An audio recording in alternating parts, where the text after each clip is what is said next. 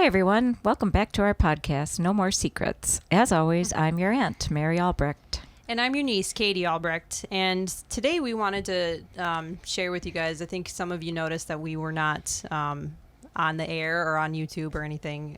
We actually had a death in the family. It was my grandpa, Mary's dad. We've obviously talked about him a lot on this podcast, mostly just how difficult he was. But with him passing, I think both of us had a lot of emotions with it, a lot of grief, a lot of sadness, a lot of anger, and we thought we would just kind of share with you guys what happened those couple weeks that we were gone and how it was actually kind of hard on us. I mean, really hard, especially after all we've been through. Yeah. And then it was like a big ending to a long, drawn-out drama, a lot of drama for a dramatic life, yeah. And then it didn't go as easy. So I think it started when Matt called you. Oh, by the way, Katie's wonderful fiance is here doing voice cameos. And I just want to say hello. Hello. Isn't that a nice voice? He does have a nice, soothing voice. He does. And I just want to say it's nice having additional family around, especially in the light of my dad's death and, just sort of a lot of losses we've had in our family. So Matt brings light. It's nice to have something new. And like what you were saying earlier, the wedding is something to look forward to. Right. So they get married. Oh, did we cover that on the last episode? I think we did, that I would be the reverend. But I think we all want to hear it again. Right?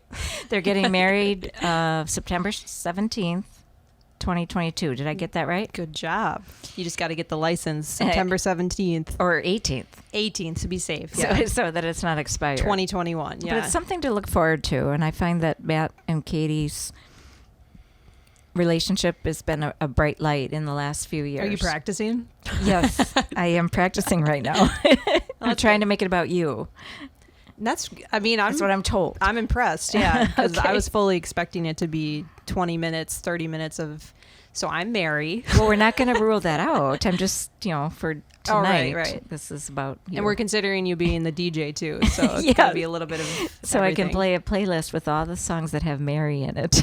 I think we can find some cool stuff. But she's free. Right. And she's free. So he was okay with the Reverend thing because I'm free. And then when I asked to be DJ, Katie's like, I don't think so. And then Matt's like, is she free? We're trying to do the whole affordable wedding option. So Getting kind of desperate, though. family members anywhere we can, Yeah.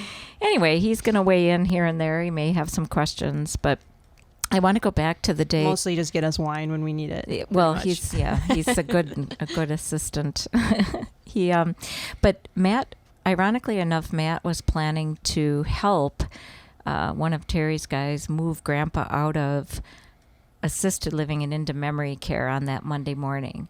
And meanwhile, I get there and Grandpa's completely shutting down and they're like, call the family right now. Like they thought it was going so fast. And so that's when you got brought into it. So, and Matt just happened to be there and I was like calling everyone. He's like, I'll call Katie. It was. So how did you, ugh. Well, so that was right at my lunchtime at work. And I was sitting in a group of people when it happened. And I saw that Matt called me. And first of all, he never calls me during the day unless he's dropping off food, which is pretty nice. But I saw that he called me. I assumed, because I knew he was with you guys, that he didn't know where to go or something like that. So I answered right away. And he says that, hey, Mary says Grandpa is going now and you need to come. You need to come here now, basically. Whoa. And it's just hearing those, it brought me back to when Grandma died, because you called me when I was also at work. Right. Yeah, good in the middle of the day. And I was up in Milwaukee at the time. And hearing the words come now to say your goodbyes is so shocking. Yeah. No matter how many times you hear it. Yeah, it is. It's really hard. And I remember hearing that, and I could see my coworker sitting next to me. because I said, "Oh my God," and she looked at me like I could tell that she knew something was up, and I was like, oh, I gotta hold it together, otherwise I'm gonna make a scene in the middle of the lunchroom. So I go to the bathroom, as he's telling me this, trying to not cry, kind of failing. It's starting to come out a little bit, and then as soon as I made the decision to go back, I come back to the lunchroom, and then my coworker looks at me, the one that like was kind of suspecting it, and was like, "Is everything okay?" And as soon as she said it, it was like an instant waterfall. No, like, it's not. My grandpa is dying, and it was so dramatic, and but it understandably so, and at that point I just kind of left and obviously met up with you guys after that. But I did make the scene that I was trying to avoid, and they were all very nice to me. But yeah, but how can you not? I mean, it's so shocking. I mean, when I got there that morning, they said, he's in a different place. And I said, well, yeah, he's in memory care. Mm-hmm. And they're like, no, thinking it's literal, yeah. He's in another place. I said, well, what do you mean? Is he going, is he dying? Is he in the tunnel? Mm-hmm. And they're like, yes. Well, then the hospice nurse comes and says this is called a power decline, where he's going to go fast because he changed from upright one day to unresponsive in 12 hours. And I guess what bothers me about that is that it didn't go fast. Like, no, it was so dramatic for us to rush there and do that. I mean, I was already there, but to get everyone there and then my mom and brother came from Milwaukee. Like, and we FaceTimed Sarah. We, basically she got on the end. Yeah, she got on a flight. She did the next day. Yeah, yeah. And meanwhile, he just all of a sudden it just slowed down and he hung on. And I think I don't know. I think I kind of expected that because based on what he's said to you. How he was kind of scared of death.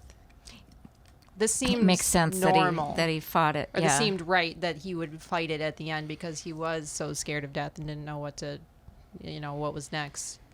Right. Yeah. And you even said that. You said that it didn't make sense that he was going to die Monday night. Why do you think he was scared of death? So this is interesting.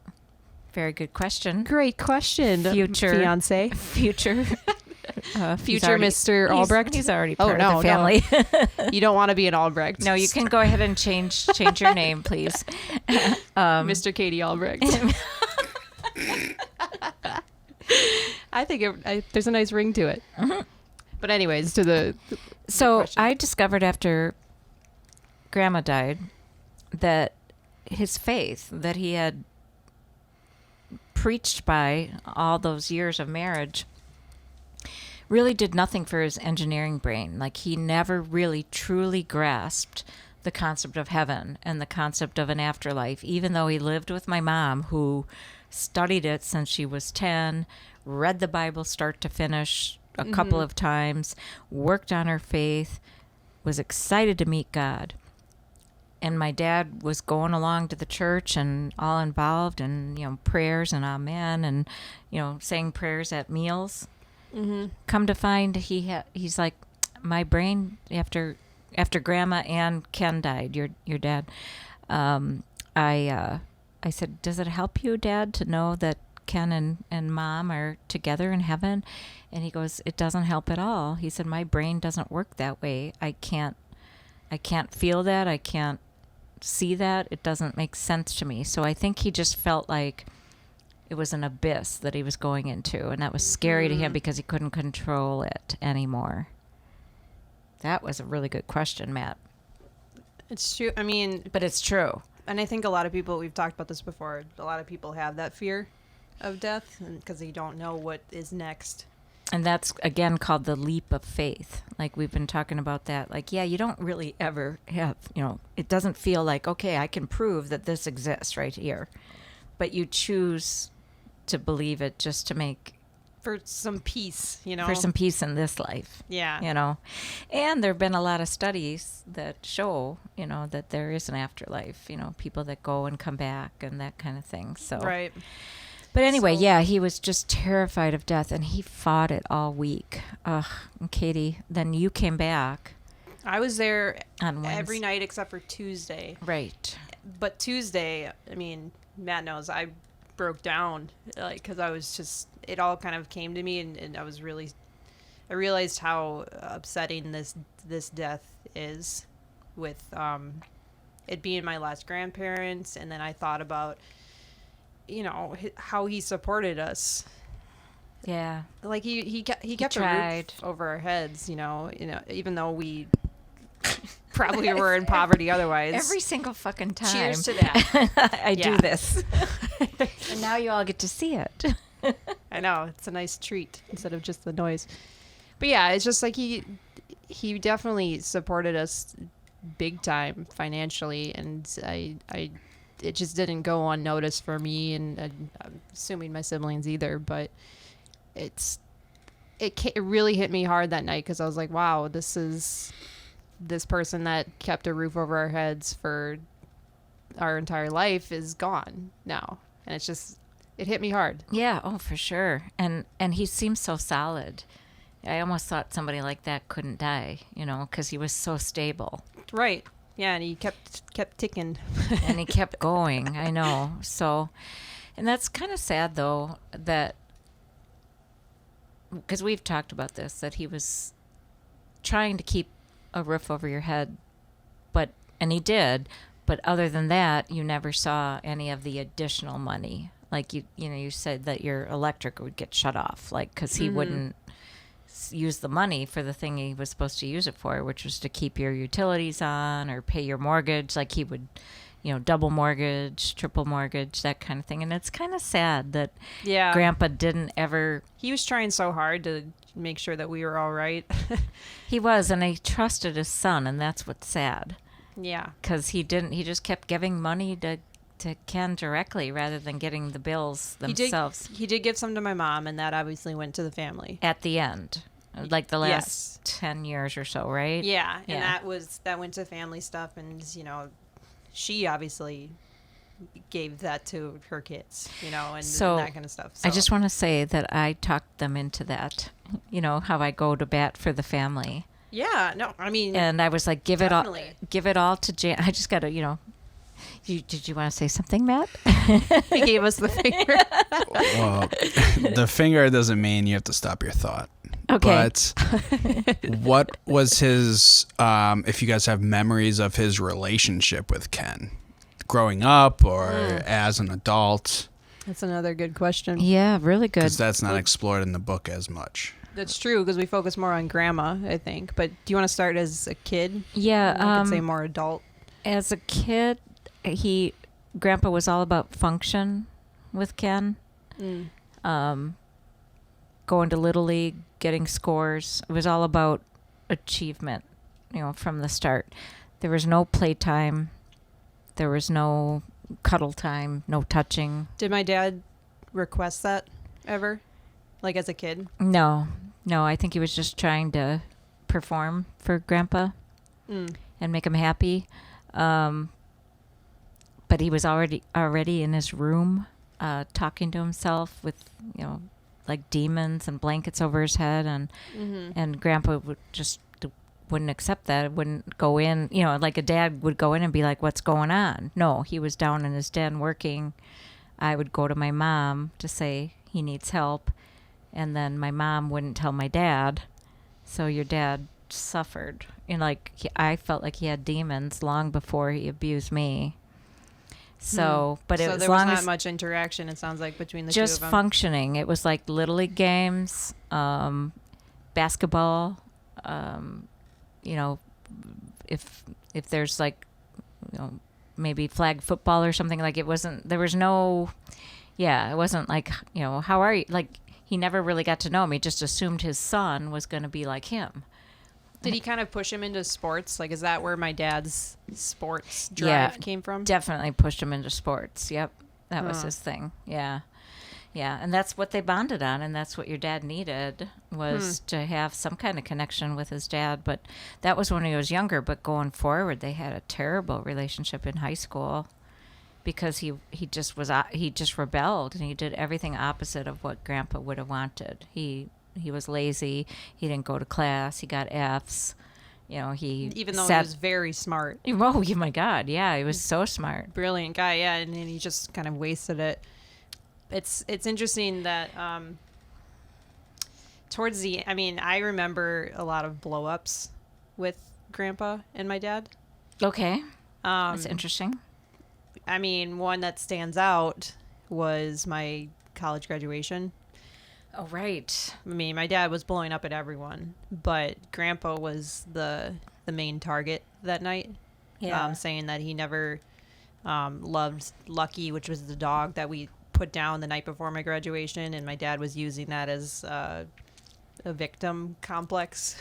That it was the dog that he screamed at and yelled at and hated all of his life. All of a sudden was gone, so therefore he was the victim, kind of thing, And he blamed Grandpa, saying that you never loved that dog, and just at the top of his lungs Just screamed attacked him. Mm-hmm. To the point where Grandpa just walked out and left with Grandma, I know, but which he doesn't usually do. I know, but don't. There's so many layers. I know. I just wish they would fight harder. I mean, it's just the few times I would see Grandpa fight, they got into a few fist fights and things, but they always backed down, and I didn't understand that. I will say there has been other times at the house, at the Acorn Lane house in Libertyville. It's there were times where it was really bad with my dad, and Grandma and Grandpa were out at like a play or something, and we were just at their house, like hanging out, and it was almost a relief when Grandpa came back, because they started to fight it out, but when Grandpa actually had control over the situation, he had control over the situation. Like, he actually could put a stop to my dad's like rampages and everything like that. He could?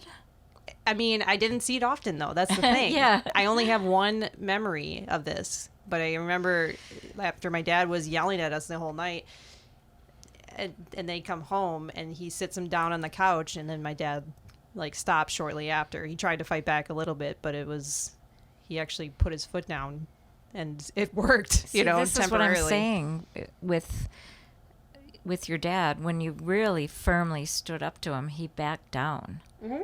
And that's what that's why we needed all of us to we do it, needed the intervention, which was in the book. You need everyone to keep it up. Basically, lock arms, don't break. Don't feel sorry for him. And Red Rover. He's not. I mean, Joe thinks that they were scared for their lives, but I think he would have backed down. I think everybody just wore out. They had the power. Exactly. They had the purse strings. They had the purse strings, which goes back to my train of thought, Matt, which you said I shouldn't interrupt, especially when it's talking about me. And priorities, yeah.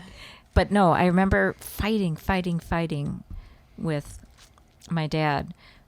Give the money to Jan, or get the bills and pay them directly. Oh, you see the worst in your brother.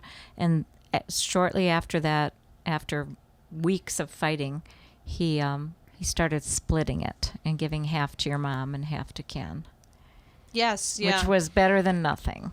Yeah, because like I said, my mom was trying her best with supporting us and everything, and she had a force that took money from her and didn't contribute anything either. So like, how can you actually function without a little bit of help with that? Yeah. I think, and that's where it comes back to Grandpa. Like, obviously, I'm glad that you did that. You helped out, because I remember feeling the anxiety that my mom felt, just like watching her panic over bills and, the phone being turned off or the electricity turned off. And which is so paying this bill this month so that she can pay the next, another bill next month, kind of thing. And which is exactly what Grandpa was thinking he was taken away from your mom. Was, here's the money, pay the bills. Right. That worry taken away from her. Yeah. That's sad. And I guess I've always known this, but it's just with him passing, it becomes more real that's how he was helping us. Like he's not an affectionate person. I don't think I've ever heard him say "I love you," but he used it he showed it with his livelihood, and helping us. Right, live. because he could have been a selfish bastard with his money and not given it to anybody. Right. You know, No, he was very giving, I think, in general to, or not therapies, but what's the word where they donate? Oh, charities. Thank you. Thanks, Matt. See, he gets me, Yeah, it's great. No, I mean, he donated to all sorts of stuff. I mean, he gave money to us. He was very good with his money, financially, but also in a giving way too. He was, and he didn't have to do that. And a lot of grandparents don't necessarily, well, okay, let's back up. Like, I was going to say they don't necessarily put the grandchildren into the trust or whatever, but it was because your dad died. And I have to say, I was really worried that if your dad got his third of the inheritance, that you guys would never see a dime. And so, but then he did turn around. He could have taken it and not given it to you guys, but instead he put your mom and the three of you in. So there's 6 of us now with the inheritance. And so he's still looking out for you. And he wanted you to have a trust, a sub-trust. And then it's laid out in his will of what happens if you die and you're not married yet, then where does that money go? And wow. I mean, it's just like so well thought out, but he included you guys. And so he's still kind of taking care of us, because I'm just starting to break down all of this. And he really tried to do like the best thing financially, which is really the only thing he knew. Like, emotions were hard for him. He tried, but he never developed those social skills, being an only child. Which is funny that his sons never developed social skills either. I know, but both of them. And I think there's something to be said about them being on the spectrum, both of them, and Grandpa. So it's possible, yeah. But going back to yay, we got the finger, not the finger, but a finger again from Matt. Do you have a favorite memory that's more affectionate? Growing up, or, I mean, for both of you? Not growing up. Not growing up. But I do have, when I lived there with him for that year, obviously, and I was during Broken Neck, we had moments where I saw that he was actually he was funny, and just, we were able to joke around about stuff, and I thought that was really nice. It was a different definitely different side. It was a different side that I've ever seen. I mean, it was weird looking through pictures of him for the memorial and seeing him smiling, because I'm like, I've never seen him smile. I don't have it in memory where I've like heard him laugh or anything like that. Did you notice he was smiling big and laughing when he was at an event or on vacation or with other people? Like business meetings and stuff? Yeah, more than with his family. Yeah, I mean, that's kind of telling. That carried on and throughout the generation, with my dad. Yeah, because he was kind of happy with other people too. He could put on an act, but around us, not so much. I guess we just suck the joy out of it must be Albrecht men. It's probably us. We're the problem. We're the joy suckers. Yeah.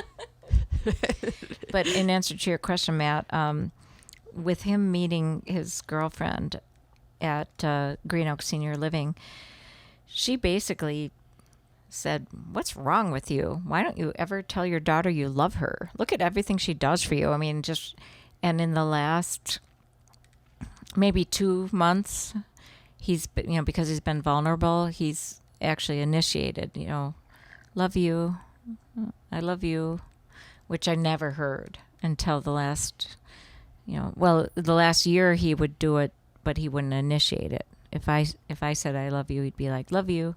But in the last 2 months, and Pat was like, see, he's telling you, look at how good he is. He's telling you. She's probably training him. She's training behind him. The scenes and everything. Ding, ding, ding.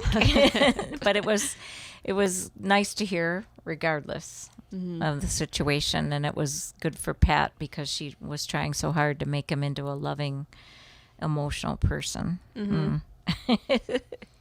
Yeah, I mean, I remember towards the end of Grandma's life, he was starting to get a little bit more affectionate with her. Yes. He would hold her hand. He would sit next to her on the couch. Sit next to her on the couch and hold her hand. Is there a cat by me? Oh, you're looking over there. Okay. And that was kind of sweet because I didn't see that growing up. I don't know. Oh, no. It was a business relationship. I mean, obviously. Yeah. Yeah. She told me, years ago that she doesn't necessarily get the romance from the stable guys because she was talking about relationship advice, which is so funny. But this was like with an ex or something, yeah. And she was saying like, oh yeah, the stable guys, like, the real analytical types, like they'll provide for you, but you don't always get the romance. I'm like, well, don't you want romance, Grandma? And she's like, well, I get it from my books. And it's like, yeah, that's exactly what you want out of life. You just want to read the stuff that you want out of life, right? You don't want it actually in front of you, She would cry and beg him, spend 10 minutes with me on the swing after dinner. Nope, too much to do. He would literally deny her and just say no. And she did say at the end of her life that because he knew she was dying, and he spent time with her on the couch and held her hand.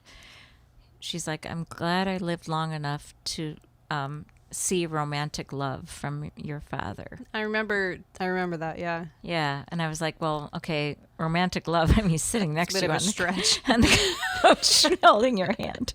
But okay. Yeah, you take what you can get, honestly. Yeah. So it was a really weird relationship the two of them had. It really was almost business more than anything. Mm-hmm. But my mom thrived on that. She loved all the trips and all the dinners and all the friends and all the plays and concerts and things. So they lived a good life. Great life, yeah. Even if there was some like cobwebs behind the scenes, but in yeah, a closet. Very complicated situation, which actually, listen to me being the aunt, but let's go back to the week he died because Tuesday you had the meltdown, but Wednesday you came and Sarah came for the first time then. Mm-hmm.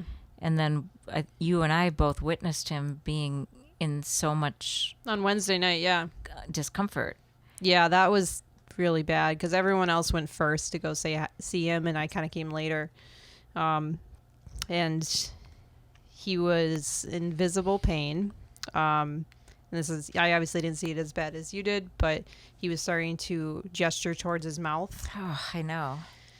Because he was probably hungry or thirsty or something, because it's been like 3 days where he hasn't had food or water. And obviously we don't have a feeding tube in him because that's what he wanted. Mm-hmm. And he was supposed to be on morphine so that he didn't feel that. And it should have been easier. Like he shouldn't have waited until he got into pain, right? And you obviously know the details more, but like he should have just been kept comfortable this whole time, because I can't imagine, even if you're unconscious in a coma, like to be hungry and thirsty from like several days of desperation. I just can't imagine how painful that is. And the whole point of hospice is to give a peaceful death. Is to help pain-free, peaceful death. Dying process, yeah. And that's why I got him into hospice when he qualified, because I wanted him to be comfortable. Mm-hmm. And a couple of those nurses there didn't agree. If he's not showing signs of pain, I'm not giving him the painkillers, even though that was what... It was the agreement. That was the agreement. And they just blew it, and I blew it that night.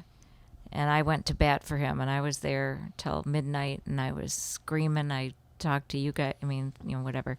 And then went to bat for him and stayed by his side, because I'm like, he needs these drugs every hour so he can be pain-free. But yet we had that whole period of time when he was struggling, and it haunts me. Mm-hmm. And it's just... unnecessary, because I tried, and I remember apologizing to him and saying, Dad, I tried so hard to plan ahead like you taught me and make sure this didn't happen, and it still happened. Not my fault, but it still happened. And it had to become this big dramatic thing where all the directors are coming in and everybody's calling just to make sure he can get his morphine every hour, which is what we agreed on. Mm-hmm. You know, And it shouldn't have gotten to that point. But it's kind of symbolic because I feel like everything in our family is just exactly long and dragged out. Okay. But, so Wednesday night we obviously had that issue, and I felt like I didn't want that to be my last memory of him. Right. So I came back the next night, which is when we sat there, the two of us and Pat. Right. Was the three of us were all in there at the same time, right? Yep. And I feel like we got a better. He was more stable, and I got more of a goodbye and everything. And Yeah, that was better. It was better to leave it that way. And there was actually kind of a sweet moment. You remember the window? Oh, right. So, to tell you listeners, my coworker, because obviously my coworkers have seen, not my coworker, it's like the owner of the business. I probably shouldn't call her the coworker, but she was saying that there's like an old Swedish wives' tale where it's if the weather's nice outside, then you can open a window and they have a place to pass through. You remember that? And we talked about that. And we tried to get the window open. We were trying really hard to get this window open, and we couldn't get it open because it was just jammed or something, or because it was in memory care. So therefore, we found out it was like a trick to open it so people didn't try to escape. And we're not smart enough for that to figure it out. So yeah, the window couldn't open, and we were like, well, that was stupid, like this isn't happening. But then the next night, so we ended up passing on Friday. Kind of early evening. Yep. And the first thing, so Mary obviously texted us, and Sarah was staying with me at that time, and we drove over to you and Grandpa. And the first thing that you said to me was, the window was open. The window was open, and it was open like a half hour before. Half hour before he died. And these caregivers didn't know that we were talking about this. No. This was just us like driving ourselves crazy. Yeah. They opened the window, and then he died. And he died a half hour later. Yeah. So it was really kind of a sweet moment in the middle of the chaos, but it was, I thought it was really interesting. That's where I think there's more to the story than just this planet, Yeah. Definitely. Okay, so I started book number 2, everybody. So I'm going to read an excerpt. Did Matt do something with his finger? No, I'm just excited to hear Mary's book number 2. What will book number 2 be about? It's called Beyond Broken, Life After Broken Neck. And it starts with my dad's death. Did I read that to you, the first part? Probably. It's over. My dad is dead, the last player in the quagmire of my horror, at least in the initial nucleus. So why am I so broken up, and why does it seem worse? Ironically, or maybe tragically, or really no alley word to explain it, but the certifying physician on my dad's death certificate is Kenneth Albrecht, MD. Oh my gosh. The same name as my dead brother, the one who tortured me, tortured all of us, the one that robbed me from any semblance of the healthy closeness with my parents. There he is in print forever on the last document of my dad's life as a painful reminder that we can never really rid ourselves from him. What kind of cruel twist is that? To me, it's not a coincidence. Very well done. Bravo. I always love that you use the word quagmire, even though I've never heard you say it in real life. I was laughing at that because I've heard you write that before, and I'm like, I've never heard her actually say this word. Quagmire, I don't know, that might be a grandma thing. I think of the character on Family Guy. That or George W. Bush describing Iraq. Seriously? So you yeah, called it a quagmire? Well, there was either that or it was like a cartoon joke about it or something. It was that's what I was it on Family Guy, you think? No, it was. I don't know if it was like, how the Daily Show used to make fun of like Bush in particular about how he talked, and he would say things goofy in a Texas accent. So every time I hear the word quagmire, I think of George Bush describing Iraq. I hope I spelled it right. I think of Quagmire, the Family Guy character. Quag Mire, Mire. That's the right spelling. Good job. It came up on Google Docs without a little line under it. So Congratulations. That's probably like level 10 of the spelling bee, right? okay, level 10. I think that's an appropriate level, isn't it? Is that a good level? I don't know. I just made it up. It's not right. a real level. But okay, getting back to the book, I just want to read a little part about how I felt the same as you said, that our family never is just simple. It's always just dramatic.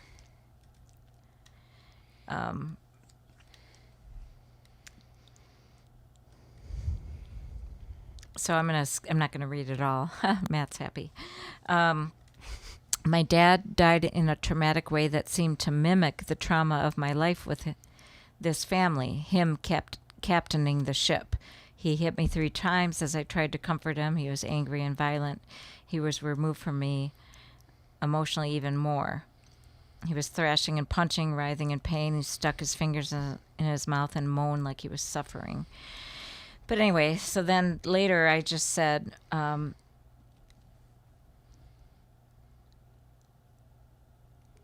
having nightmares when sleeping and panic attacks during the day. I'm angry that after years of agony with this family and twisted messages from my dad in the last 6 years, that I couldn't even get peace in his last week of life. The anger alternates with crippling sadness that he had to go through that level of pain, even though I had tried to avoid that by enrolling him in hospice care. After I screamed at the nurse that night, I wailed over him, begging him for forgiveness.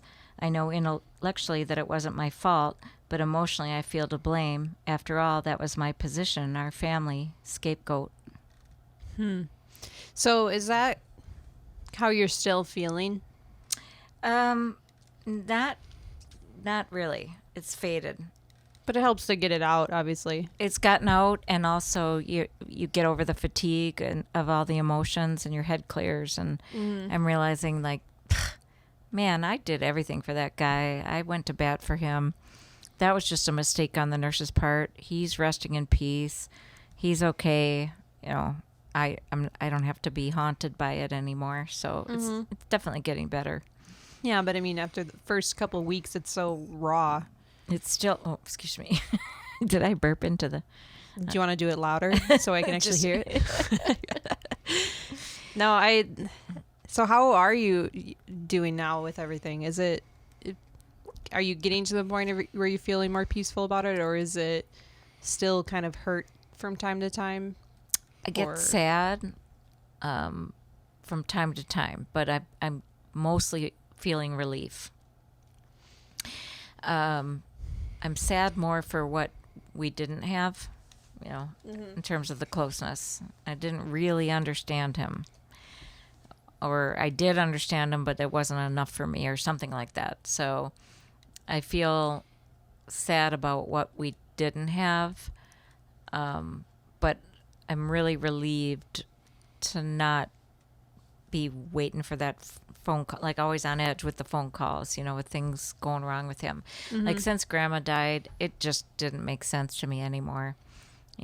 Grandpa without Grandma was just, he was just lost. I mean, he tried, but it was really difficult. So yeah.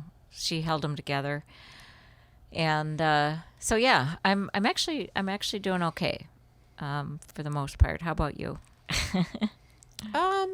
Yeah, I'm doing a little bit better. I think, I don't know. This grief is tough though, because it's my last grandparent. And for you, obviously, it's your last parent alive. So I still feel sad. I'm probably going to go back to therapy, as we've talked about and everything, and just kind of get ahead of it. Because, sometimes it's hard to feel sad and then not get it out of your system. And it creeps up. It can lead into like a deeper, darker depression. And I mean, we've always talked about therapy. This show, obviously, is kind of therapeutic in general. And we encourage it. Yeah. So, yeah. And I think therapy, when going through a hard time, is obviously really important. So that's my plan to just kind of get all the residual stuff out of my head and hopefully, rebuild from there. I'm glad you're doing that. I think when anybody dies in a family, but especially when the biggest icon in the family or whatever, or the last icon dies. He was an icon. It's like he's Beyonce or something, He's so close. He reminds me of Beyonce. Spitting image. Yeah. In everything. But, everything shifts. I feel like our family has shifted. Mm-hmm. And there's no hierarchy anymore. Everybody's place is different because we're not going to him. And so we're all kind of floundering, like, where are we, whatever. And there's a starkness that comes with it, too, in that I always thought we had a great family, but I'm realizing we really did. Well, as a kid, like till age 10, I love my family. I thought it was great. I thought, this is what families are, but I'm realizing that we really don't have, there aren't cousins, and there's just not many of us. And yeah, there's no cousins. I know. And now minimal cousins, but still. And then here we are. It's us, these are the players that are left. Okay. Got the ding, ding, ding. Well, you mentioned kind of the patriarchy is not there. Do you feel like the responsibility goes onto you, or do you feel like Katie has some responsibility in her family kind of thing? Where do you think that responsibility lies now? Good question. We like this I'm guy. marrying that guy. Yes. And I'm officiating. Yeah, did we forget to tell you guys that Mary is involved in this wedding? Matt, that's really good. So I do feel like I said to Terry this morning, I'm the matriarch of this family. It's like, what? That doesn't make sense, and I don't like it and whatever. Mm-hmm. But that being said, I feel like you are really looking out for your nucleus. I'll do what Grandpa said financially, but it seems like you've become the strong one that's really like trying to help your mom, and you just emotionally, and just be there even if things aren't always great between you. But it seems like you're aware more of the big picture. So I feel like we're still a team, and that you'll do what's needed, because I can't take care of Jan and Joe and Sarah or whatever, but you can just, you don't have to take care of them, but look out for them. I feel like you're doing that. I'm doing all the stuff that is financial and unraveling Grandpa's life and taking care of Steve and Terry and all that. So we're still a team, So I don't feel like, I feel like Katie is pretty solid, and for 29. 29. But do you feel like the responsibility's on you? And with Katie kind of being the youngest, like, how is her responsibility? Well, right. So in terms of how things go with our family, that's my place, but I'm okay with that. I've gotten stronger in the last several years, especially since meeting you. Officially, yeah. Getting to know you. I just think emotionally you're there and you care, and it matters, and that matters to me, So, and you get all the players too, and that helps. So yeah, I guess so. I agree. I don't know. I think that's nice that you think so highly of me, Yeah, but ultimately I got this. I can do this. I've gotten really strong over the years, and I'll do what Grandpa wanted for you guys in terms of just your life going forward, and then I'll be there for you in other ways if you need it. Obviously we're connected, but like if the others reach out, I'm not gonna hold grudge. There's no like, oh well, this and that happened. No, I just want to have connection. I think we've all wanted that. We've wanted this connection our entire life, because we we had to walk on eggshells for so long with, obviously the main problem, my dad, but we're still trying to figure out what a family looks like and what a community looks like around you. And it's a hard process. It's hard.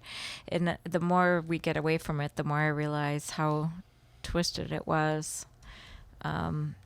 So with Grandpa passing, those dynamics are gone. That quagmire. I still don't really know what quagmire means because I just picture the guy from Family Guy. Do you want to elaborate on that, Matt? It's like chaos in a situation. So a quagmire is a chaotic situation, I guess. And the word even sounds chaotic. Yeah. Quagmire, Anyway, this has been good. This has helped me. I think this has been good because it's obviously been it's been a tough month now of stuff happening with Grandpa and everything. And I think, as always, talking about it kind of gets it out of your system. Yep. And we all need that, which is the whole purpose of this podcast, is to just talk about it. Mm-hmm. And, he went bad on, let's see, his birthday was April 14th.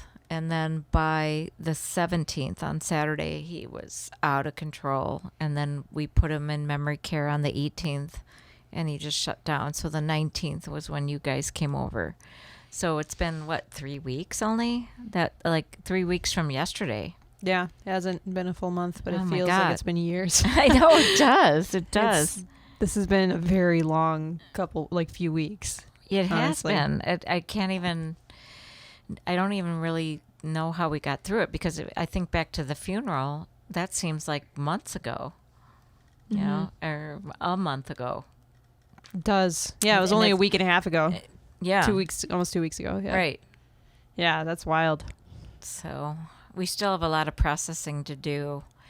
But I think that's, unlike, I know we're not normally like other families, but I feel like it's normal to take time with grief and process all of it. Right. Absolutely. There's, they say the stages of grief, but they don't necessarily go in order, so they just happen randomly. Yeah.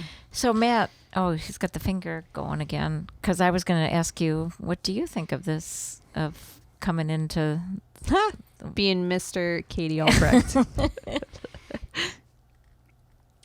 Well, I was gonna ask, what advice would you have to fathers or grandparents or husbands of the married women or sons or anybody to kind of prevent any or just to be fathers and grandparents and make the happier memories and everything too, because I know you guys have had experience with the opposite. If you had any advice to pass on. So you had to polarize it the other way. Here I am, the matriarch and the aunt, or your aunt. Yeah, so therefore go first.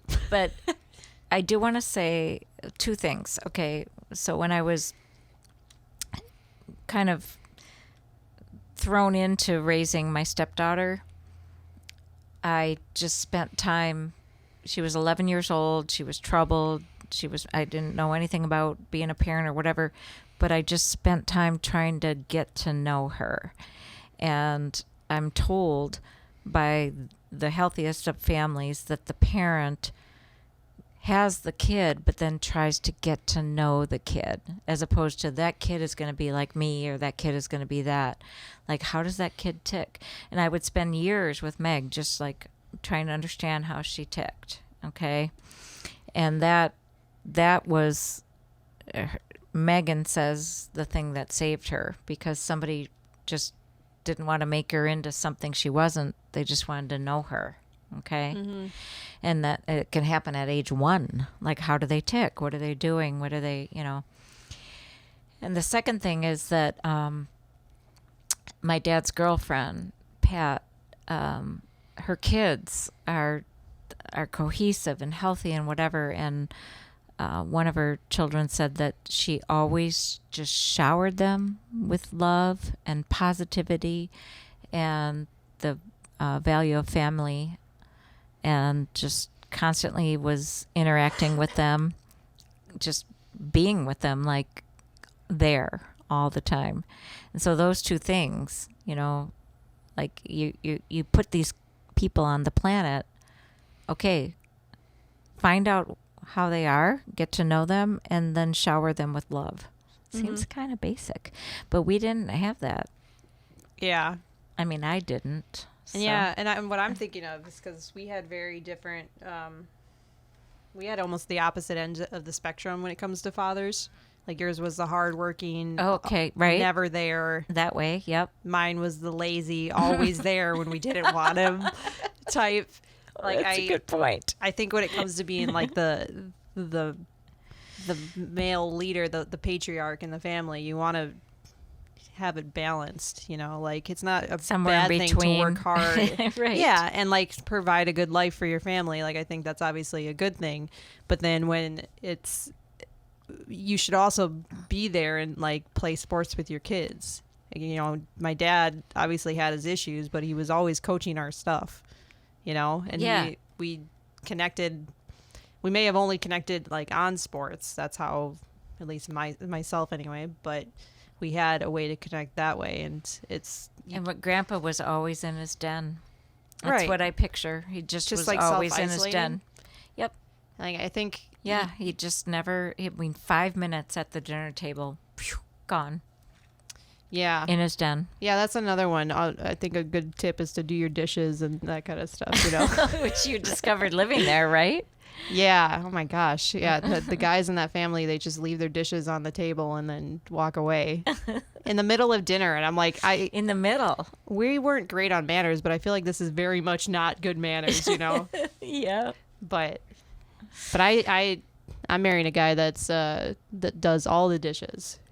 And he cooks. She's not allowed in the kitchen. I'm not allowed in the kitchen, so it's kind of a nice role reversal, actually. I'm really jealous of you. I love not being allowed in the kitchen. I mean, I have to do the toilets and cat poop, so I mean it balances out a little bit. But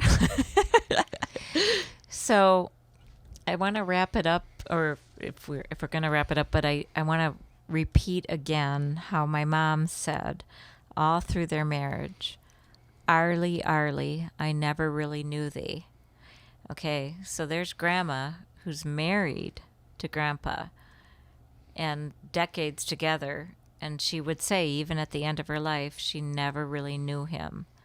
"Arlie, Arlie, I never really knew thee," because he didn't even know himself, and so I think that's what's so weird about this grief, is because there was never really that closeness that comes with, we got each other, and it was more kind of like what we didn't have. I tried to get him, but he didn't. It wasn't his thing. He. Mm-hmm. So yeah, but Arlie, maybe we could call the episode that "Arlie, Arlie, I never really knew thee." Huh? Yeah, we'll talk. That's a little long, I think, right? We'll see. And there's no keywords in there or something. Search word. Yeah, I'm teaching Mary about keywords when it comes to search engine optimization. But yeah, we'll figure something out for the title. You'll obviously be hearing, you'll see it as you hear this. So right. So you guys will figure it out because it'll be there. I think they'll see it. They'll notice it. Yeah. Okay, Matt, it's been great. I feel like we should have Matt on as sort of like a MC Forsyth. Yeah, just like a moderator, like kind of just directing it back to something more important, or just something missed. So, or just use his sexy voice on air. He does have a sexy voice. Okay, okay, we're going back to this. Anyways, yeah, okay. We should probably wrap it up, huh? Yeah, before it gets out of control. So, anyway, till next time. Yeah, till next time. Thank you for listening. Good. Yeah, it's been good. All right. Till next time. Okay. Bye-bye. Bye-bye. Bye-bye. Bye-bye.